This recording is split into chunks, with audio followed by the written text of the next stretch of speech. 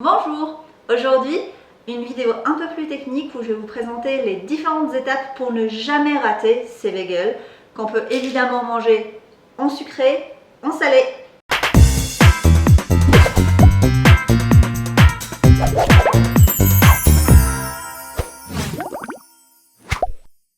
Alors, je vais tout d'abord vous présenter les ingrédients pour la pâte, puis après le reste des ingrédients. Là, on va juste faire la pâte et la laisser reposer. Il vous faudra 225 g de farine, un demi-sachet de levure boulangère déshydratée, 17,5 centilitres d'eau tiède, une bonne cuillère à café de sucre, ici de la cassonade, et une pincée de sel. On va faire notre pâte. Du coup, d'abord on met la levure déshydratée dans de l'eau avec le sucre. Ça, c'est un peu nécessaire pour faire développer la levure. Enfin, c'est des organismes vivants, ils ont besoin de se nourrir. Du coup, le sucre, ça sert à ça. On mélange un petit peu. Et généralement, on laisse ça comme ça 5 minutes. On peut la rajouter à notre farine. J'essaie de former un puits. C'est bien pour ne pas former de grumeaux, en gros. Et on verse notre liquide. Puis, on incorpore en partant du puits et en allant aux alentours. Bon, moi la pâte, je vais la travailler à la main, un peu comme toutes les pâtes à pain, les pâtes à lever. Il vaut mieux les travailler avec les mains. On a plus de maîtrise sur la texture. Bon, après, pour la quantité d'eau, c'est pareil, ça dépend de la farine. Les farines n'absorbent pas la même quantité d'eau. Et du coup, il faudra peut-être ajuster dans la plupart des cas. L'astuce est très simple. Quand une pâte se détache des parois après travail, c'est qu'elle est bonne. Après, on va pétrir notre pâte. Si vous avez un robot, ça marche aussi très bien. Du coup, la pâte, elle est bien travaillée, elle est un petit peu élastique. Là, on va la laisser reposer pendant 1 heure. Vous avez 1 heure pour faire un peu ce que vous voulez, du sport, faire autre chose, faire à manger, voilà. J'ai laissé reposer ma pâte pendant 1 heure. Elle a doublé de volume. Bon, moi j'ai décidé, cette pâte-là, elle fait 6 bagels comme j'ai dit avant, et j'ai décidé de faire à peu près, on va dire, 3 bagels salés, 3 bagels sucrés. Ça tombe bien, on est 3 ici. Du coup, je vais diviser ma pâte en deux. Et l'autre moitié, je vais y rajouter des fruits déshydratés. On peut ajouter des pépites de chocolat, des pépites de caramel. C'est très bon, les bagels sucrés aussi. Enfin, d'ailleurs, si vous allez dans des grosses chaînes qui vendent des bagels, vous vous rendez compte souvent qu'il y a des bagels sucrés.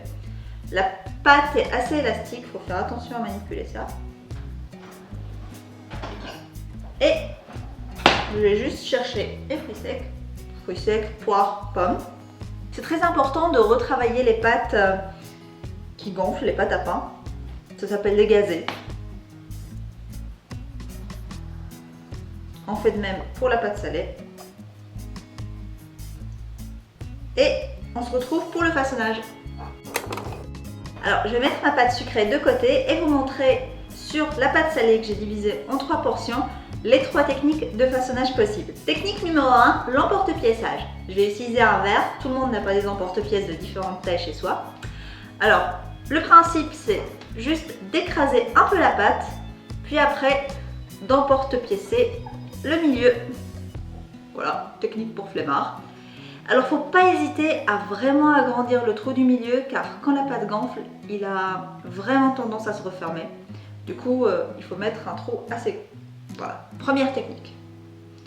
Deuxième technique, c'est former un boudin avec la pâte.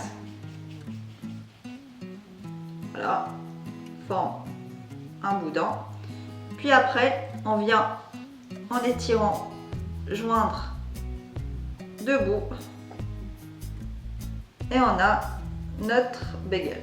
Et après, on pourra comparer les différentes techniques et les différents résultats. Moi, généralement, la technique que j'utilise, c'est la 3e. Je retravaille rapidement la pâte avec le surplus de la première technique. J'avais fait exprès, donc je vais un peu plus passer là. Et en gros, c'est venir mettre le doigt au milieu et tourner. Bon, j'espère que ça va marcher. Voilà, on élargit un peu, puis après on tourne pour agrandir le trou. Et on a notre 3e bagel.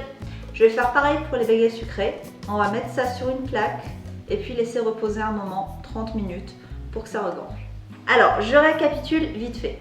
J'ai laissé reposer mes bagels sucrés et salés pendant 30 minutes sur le plan de travail jusqu'à ce qu'ils regonflent un peu. En même temps, j'ai fait chauffer une certaine quantité d'eau, enfin bouillir une certaine quantité d'eau à laquelle je rajoute une cuillère de sucre roux et le four, je l'ai mis à préchauffer à 250 degrés. Je vais mettre mes bagels dans mon eau. Je pense que je vais commencer par un. Le premier, il faut toujours faire le test. Du coup, je le laisse 1 minute sur chaque face, ça gonfle. Voilà, on récupère nos bagels qu'on met sur notre plaque qui va au four. Alors, ce que je peux vous dire, c'est que, bon, on va pas passer 2 heures à faire des bagels tous les jours si on en a envie.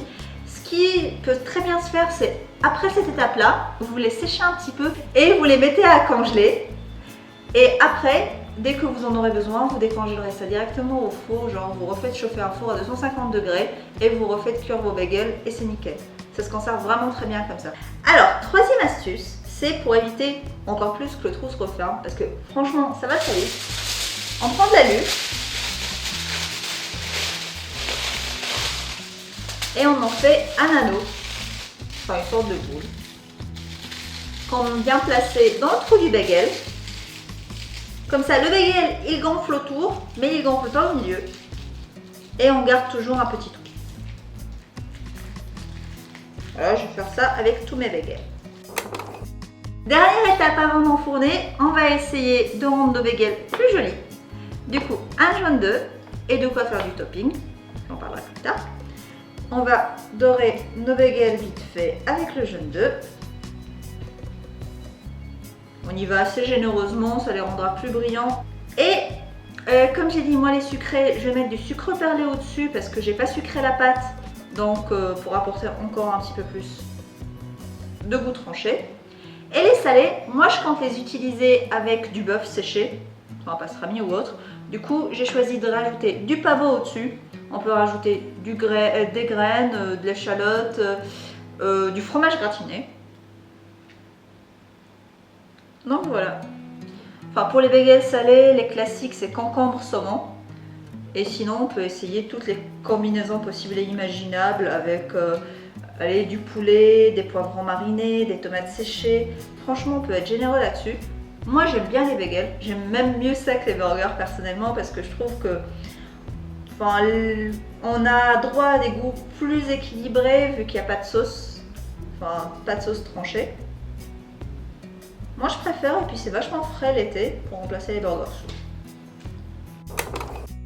Alors voilà, on a nos beaux bagels, on va les enfourner pendant 10 à 12 minutes et puis on va voir le résultat final. Je viens tout juste de sortir mes bagels du four. Comme vous pouvez le voir, ils sont bien dorés devant et aussi derrière. On peut voir que le trou, là j'ai enlevé l'aluminium, a été bien gardé, la forme est vraiment jolie. Pour les 3 techniques, on récapitule. Là, c'est avec l'emporte-pièce, on remarque que c'est assez régulier. Avec ma technique aussi. Et puis après, là, la 3e, celle du boudin. Ben, on voit que le bagel est un peu grossier. C'est aussi parce que j'ai utilisé peut-être un peu plus de pâte. Il est un peu plus gros. Pour les sucrés, ils sont tout beaux avec le sucre perlé qui tient bien. Ou pas trop bien. Mais bon, on pourrait déguster ça une fois froid. On les coupe en deux, on les garnit